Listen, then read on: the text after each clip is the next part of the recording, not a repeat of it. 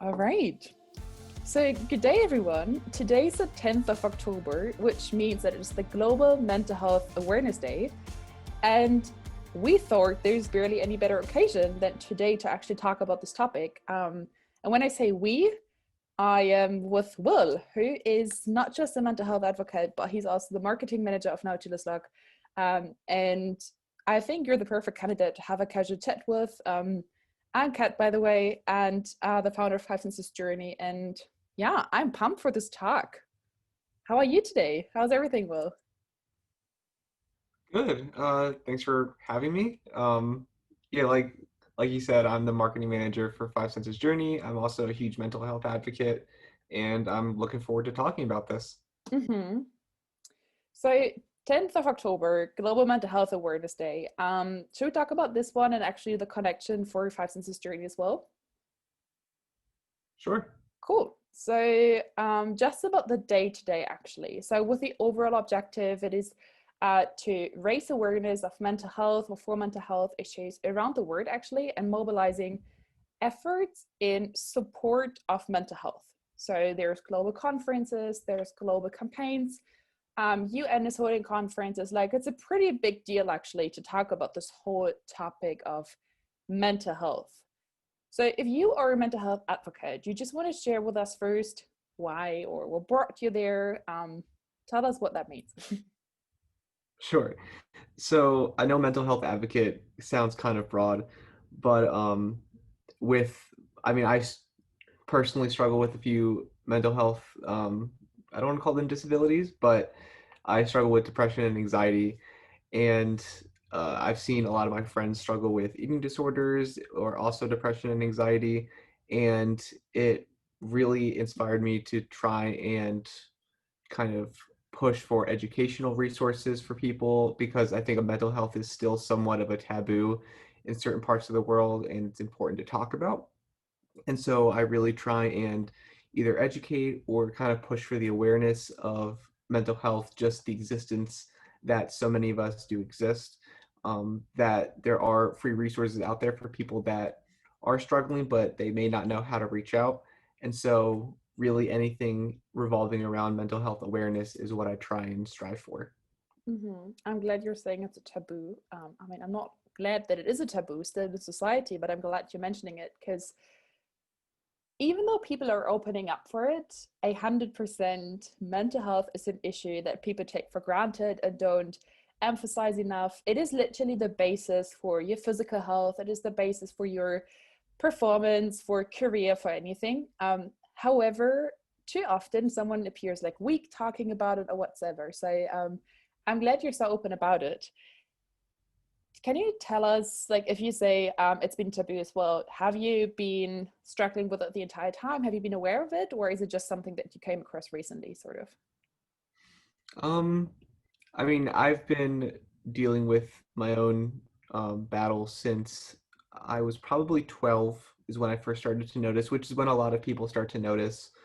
Um, and it really became evident the more I grew older, and it wasn't just a phase, which is what a lot of people say, because around the same time people start to experience their first signs of depression or anxiety or eating disorders is around the time that they enter puberty and their hormones are racing. And so a lot of the time it just gets pushed off as such. And Mm-hmm. so when you kind of grow out of it is when people still think, oh, you're just going through a phase when really it's not that at all. Um, and so that's really kind of where I think a lot of the miscommunication happens, where people just assume it's either just a phase or it can be simply written off when a lot of the time it can't be. It Mm-hmm. needs to be carefully managed, coped with. And so, yeah, and I kind of blame Hollywood for that, movies, a lot of the time TV shows where mental health is kind of just written off as a plot line and not necessarily something that seriously needs to be spoken about. Mm-hmm. And so I blame media a lot of the time for miscommunication and how mental health should be approached. Oh, 100%. And also, when you say for some people it's just a phase, I've been there when people have been telling me, oh, it's just a phase, it's gonna pass. And then you distract yourself or you try to engage in different things and be like, oh, it's Mhm. gonna pass away on its own. the more you don't like, the more you avoid it, the more it sums up, and at some point it might be too much.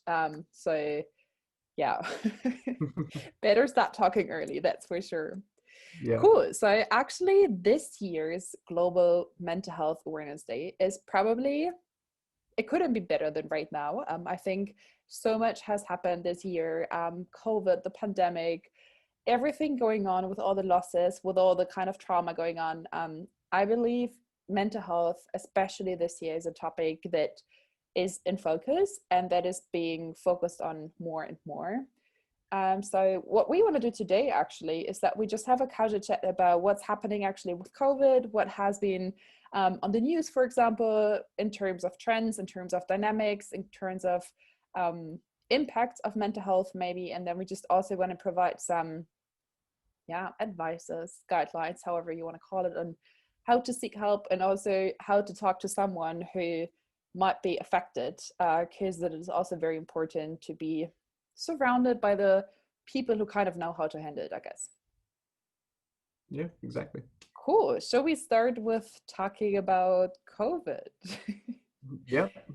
Let's go for it. um, right. So I believe with everything going on, I can talk about it personally. It has been one of the toughest years for sure mentally. I personally thought it's super scary and tightening to not have the freedom to move around, worrying about people losing their jobs, worrying about my own future, what's happening, being always unsure what's going to happen tomorrow, what's going to happen in a couple of weeks, in a couple of months. And in fact, I am not alone. So I'm just trying to think. I wrote something down from the Washington Post article recently. And the headline actually was, "The coronavirus pandemic is pushing America into a mental health crisis." And that was in May, right? We're in October Mm. now, so 5 months later. Um, I guess that's a pretty good start to start talking about this whole thing. I mean, crisis is a big word, but it definitely shows that there is something huge going on related to COVID. Yeah, absolutely.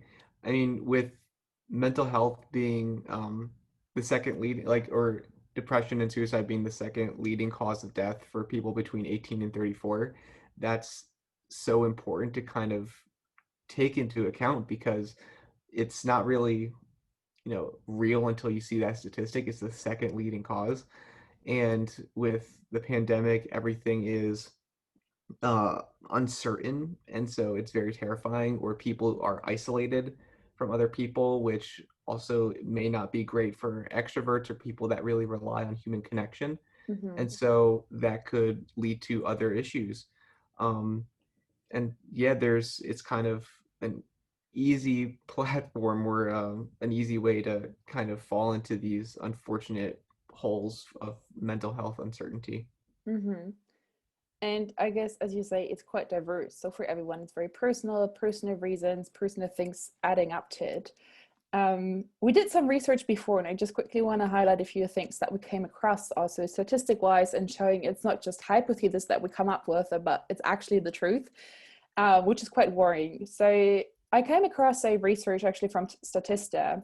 They asked about 20,000 adults in the US, Germany, and UK, and they said that I think it was about 28% of the respondents in the US actually stated that their mental health is among their main worries or concerns during this whole COVID-19 coronavirus pandemic.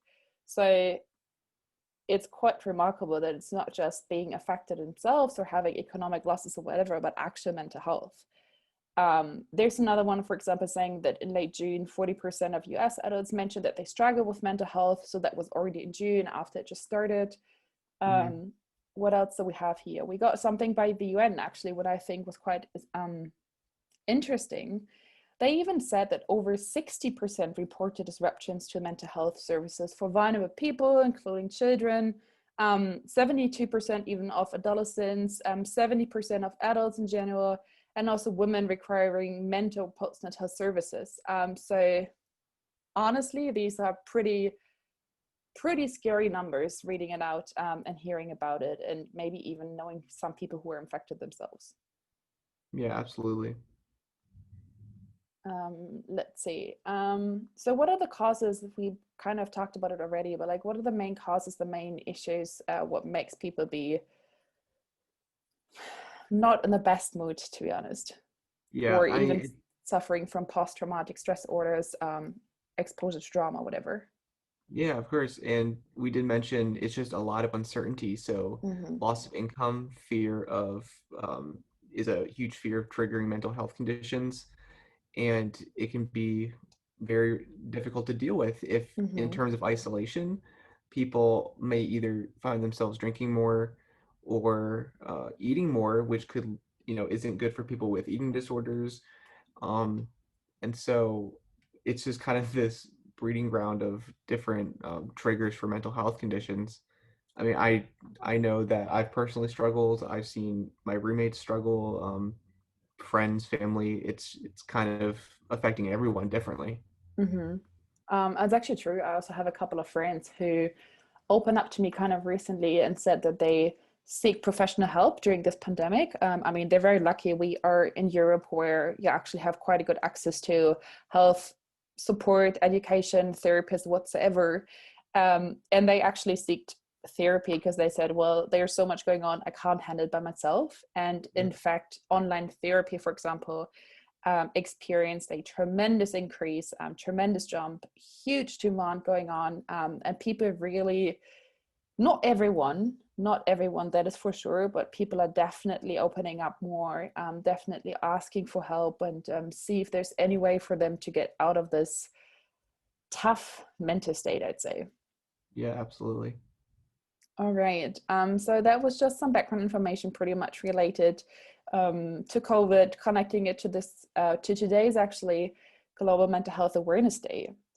Should we, now that we sort of started talking about it, talk more about how to cope or how to even reach out to someone? Yeah, definitely. And this may be a cliche, but it definitely works in this case. The first step in solving a problem is realizing there is one. And that doesn't mean you need to know everything that's going on with yourself, but simply feel that something is just not right, which is how a lot of people start to really affect or get affected. Mm-hmm. Um, but don't feel like reaching out, and this is a big fear, don't feel like reaching out to someone means you're going to be instantly hospitalized, which, going back to movies, I blame a lot for this. But there's a stigma that anyone that feels they're depressed or battling another mental illness is going to result in them being taken to a mental hospital, which is or simply very much not the case. or even, having this image in mind where you go to the psychologist or counselor and lay on the couch and he sits next to you or she with a pen and paper writing everything down. Like, this Yeah, image is also exactly. stuck in many people's head for sure. Exactly. Reaching out is what you want it to look like. It Mm-hmm. could be speaking to a school counselor, which is a little less maybe intimidating than Mm-hmm. seeking out a standard psychologist or a therapist. You can speak to a close family member, a trusted peer, mentor, or friend, and even just talking about these feelings could be you reaching out. A lot of the time, sometimes people just need to talk about it and they'll instantly feel a little better. Mm-hmm. And it's important to realize that not everyone's coping is the same. It's not cookie cutter, it's very different. So some people see a therapist, which frequency also varies. Some people want to go once a week, once a month. It really depends. Not everyone is on medication, but some are. Some rely on alternative forms of therapy, such as music or art therapy. And so there's so many different ways to cope, um, and it's going to look different for everyone else. Yeah, some things that everyone can do to improve their mental state, though, uh, getting the rest you need. So sleeping. I know you and I have talked quite a bit about how we need to get our 8 hours a night. Um, Making sure you're eating healthier, and trying to either do things you enjoy or finding new things to enjoy. I'm not saying that these three things will solve all your problems because they won't, but if you do these three things, you'll at least get a stronger basis for you to then assess your own feelings if you're in already somewhat of a neutral mindset. Um, it wasn't until I got better sleep, cut out some of the sugar I was eating, and took time out of my day for me that I was able to really evaluate my thoughts and really see what I needed. I began journaling, then I began to see a therapist after a while. I learned antidepressant is also what I needed, but just because that's what I needed doesn't mean that's what anyone else will need. It's going to Mhm. look different for everybody. I Right. mean, I'm And sure. No, go I think ahead. you're mentioning really valuable things. First of all, becoming aware of it is like the most important thing. It isn't easy with everything going on. You know, social media scrolling here, you hear people talking about it, and then you might just think like, oh yeah, that's also what I have, or I might not have it, or mine isn't that bad.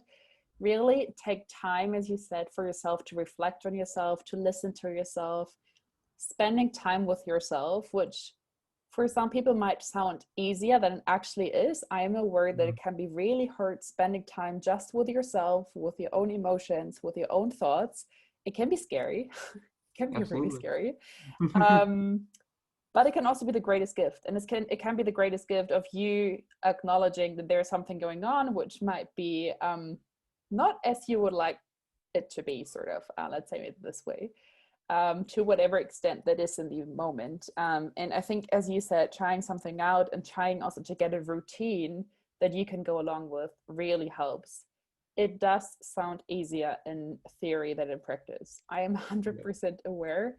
Um, Making the move and like even planning things and then doing it, there's a huge burden. Like for people to actually do it, including myself, it is not as easy as it sounds. Oh, absolutely not. I have to pull myself away from work every day to kind of spend time on my mental health. I have to make a clear cut at the end of my day to either go do yoga, meditation, and just take time for myself. Hmm. And that's consistently a struggle of mine, but it's also better in the long run. And I wake up feeling better because I go to bed feeling better. Hmm. And I think, especially now with everyone being at home, and the work from home policies, it becomes even harder because for, you know, when you're in the office and then you have the way to go back home, and that is sort of the transition from, okay, that was related to work, and now I'm going home and like sort of leave work behind.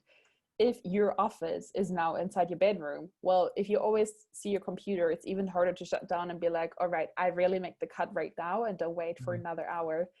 um wasn't easy for me either, and it still isn't, I guess. So Exactly. that is a huge advice. um so if you just curious, if you start talking about like therapy, about sorry about meditation, about yoga, journaling, how much time do you personally spend on it? What kind helps you best? So most of my mental health kind of routine is what I'll call it. Takes place when I first wake up and when I Hmm. go to bed. And so I make sure that when I wake up, it is a little slower. I do dedicate a little bit of time to just stretching, deep breathing in the morning before I check my emails, check social media, because I know as soon as I do, I'm going to end up being stressed or go into work mode, which isn't what I need right away. And so I spend a little bit of time in the morning just kind of preparing for the day.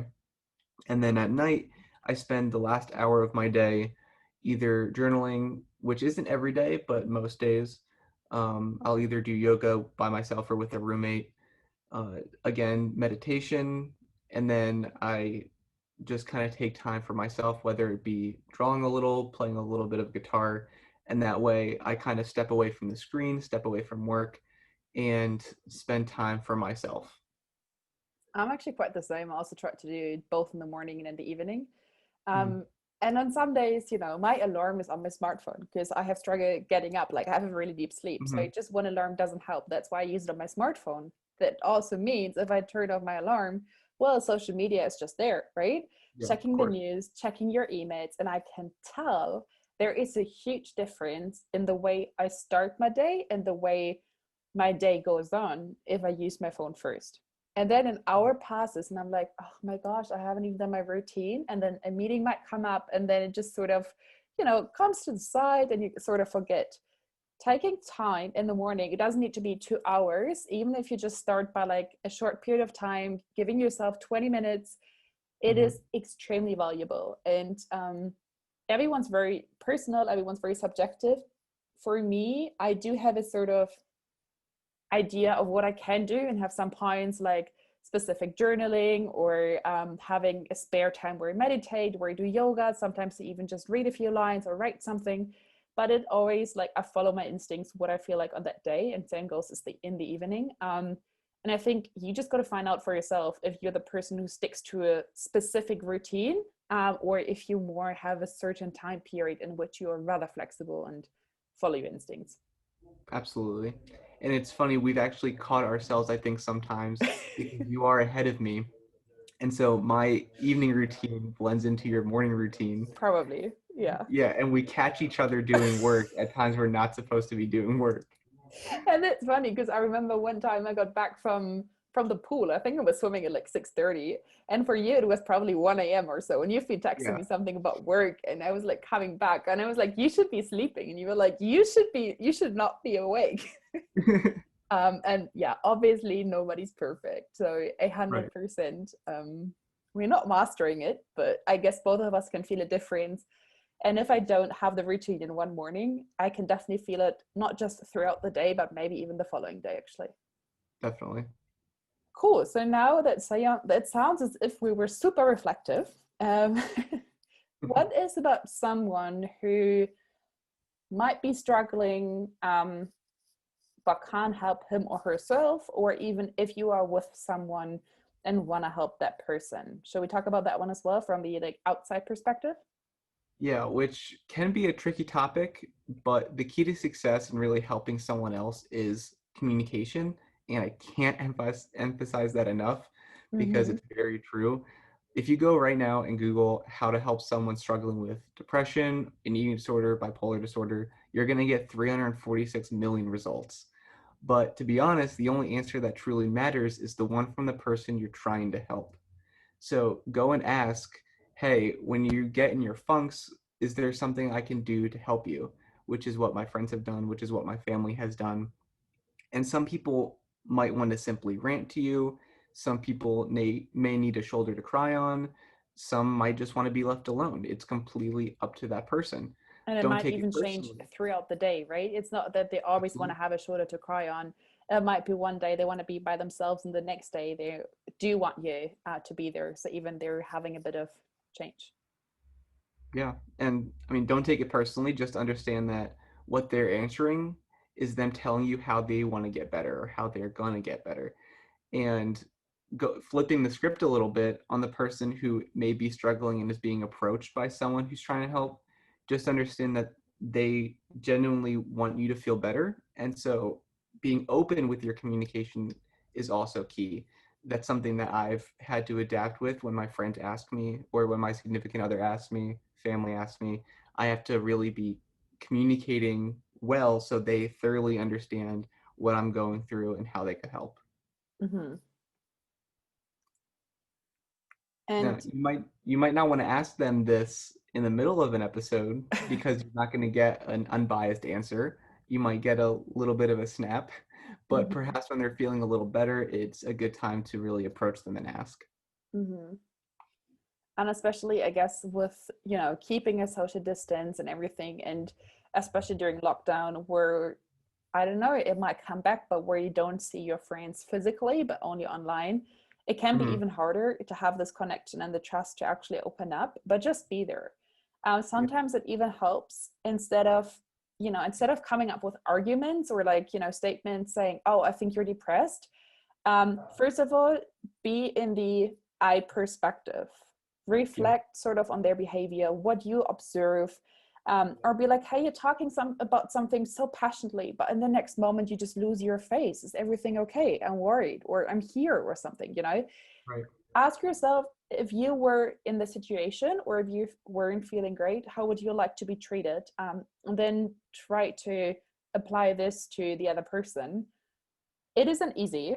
It isn't easy 100%. It is just as hard to ask to ask or to initiate asking, as well as to open up. And also there, make sure this is a good environment, as you said, and give them the feeling to just be there, right? You can give someone the feeling of being there and say, um, you can do it. I'm here. We can do this, right? I'm here to listen. Or you can just be like, well, if anything comes up, just give me a call. This person will not Right. give you a call, right? Yeah. And it's a different way of how you use your voice, how you use your words, and try to pay attention to that one also, and just be there to listen instead of trying to think of what works best, whatever. Just have an open heart, open ear, and a shoulder to be there, I guess.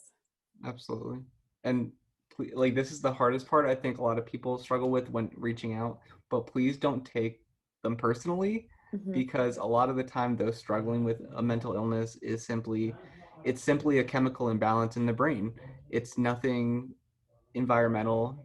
Sometimes it is, but not always, which a lot of the time feels like you're strapped in a roller coaster that you don't want to be on, having to wait until it's over. Some Mm-hmm. people want to close their eyes until it is. Some people want to talk it out through the whole process. But no matter what their preference is, your job as a friend, sibling, parent is not to dictate how they get better, but rather offer a hand or shoulder if they need it and back away if they don't. Mm-hmm. And I think what you're saying here is also really interesting, because really to reflect on it, right?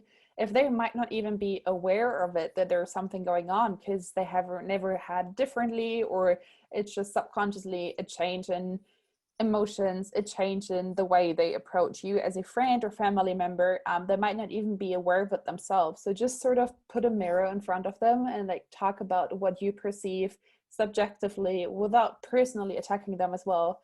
And then just see, you know, how it goes together. And then I think together we can actually make it. And I personally have had amazing conversations, really deep and honest conversations with friends and stuff this year, which from both sides about this topic, which I've never had before.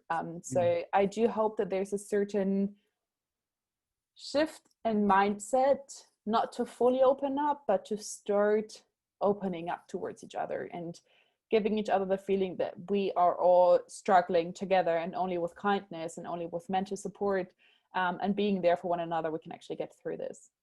Definitely. Now, with that in mind, do you want to maybe go over some popular resources for people? Yeah, for sure. I mean, as I said, there's some of my parents call these like telephone numbers, like hotlines that you can call to get medical support or being transferred to counselor or therapist. There are some online therapy, or psychotherapy actually in person.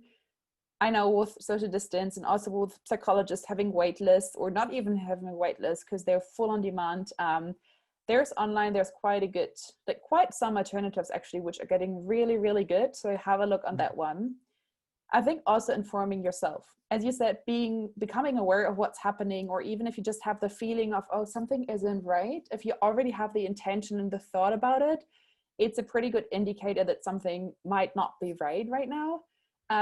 So maybe even just reading about it. Don't believe everything on Google, right? Like don't read Right. anything. And if you Google whatever, you're always diagnosed with the worst cancer and whatever.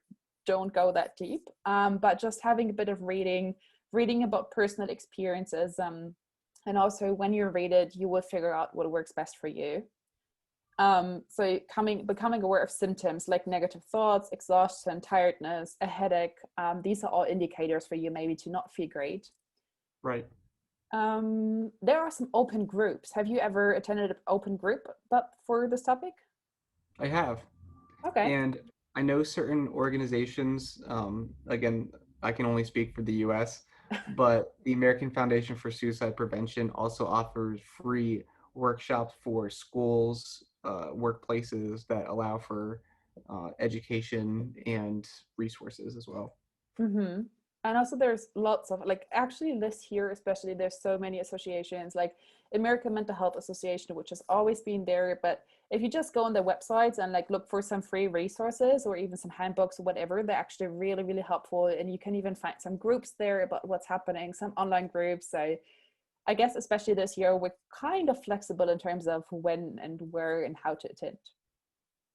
Mhm. Now, what also works for yourself or might work for yourself is some sort of journaling, some sort of activity tracker. What I started doing is that I write down negative thoughts. So I try to see if there's a certain pattern about thoughts that I have related to some situations, what I'm doing. But also, I'm trying to have an activity tracker for, let's say, going outside, getting fresh air, having doing my 10,000 whatsoever.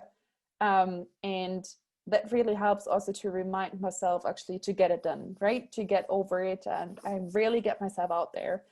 And writing your, like, freeing your head and putting your head and mind, putting the thoughts and like emotions from your head and mind and heart into pen and paper, it really helps. There's not one way that helps in how to journal, but definitely try different ways. What else can we say? We talked about yoga, meditation, um, different ways, guided, free, long, short, whatever works best, give it a try. I'm not doing the same type every day. It actually depends on my mood as well. How's it for you? Are you always doing the same, or is it also a bit of variety? It definitely varies. There are some days where I want to be more reserved and maybe journal. There are some days that Mm-hmm. I want to kind of throw in a little bit exercise, so I'll do yoga. Um, I think the two things that remain a daily thing are either deep breathing or meditation at night or in the morning, just because it changes my mindset so rapidly that I kind of allow myself to wind down for the evening. And so that's probably the only definite day to day, but other than that, it completely varies. And actually, What like about you? for those who aren't meditating yet or whatsoever, it actually empowers you throughout the entire day. So it helps you to stay focused, to stay concentrated. Mhm. And it might be some time that you invest, let it be 5 or 10 minutes, but you really feel empowered afterwards rather than tired or anything. So it is really uplifting, actually. Um, what else? Workouts.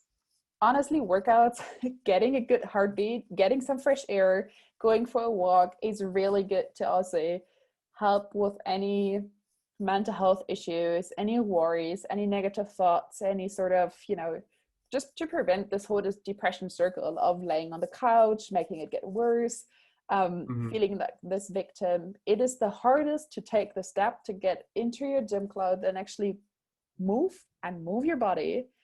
Yeah. I bet you will not regret it.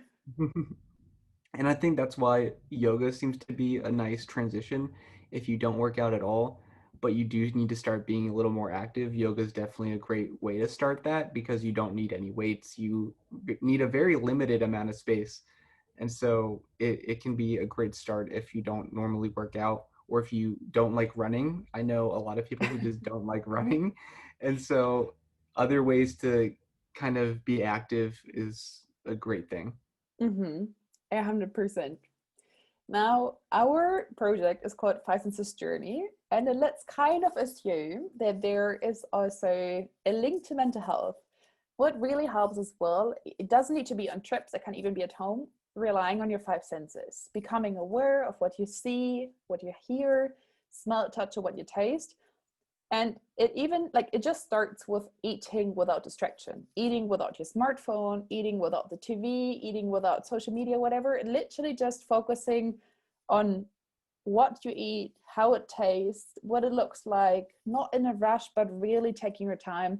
That's like one of the very rather easy and few examples how you can start becoming aware of your senses and not just relying on what you see. Hmm.